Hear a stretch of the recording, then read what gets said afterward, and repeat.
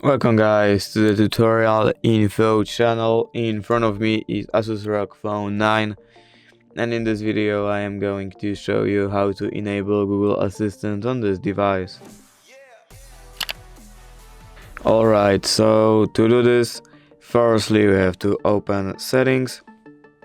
Now right here we have to scroll down and find this Google option. Here we have to enter all services, Search Assistant and Voice, and Google Assistant. Now here I have to scroll down and find General option, and here all you have to do is just click on this button and then turn on. And basically that's it. If you did enjoy this video, leave a like and subscribe. Thank you guys for watching. Bye!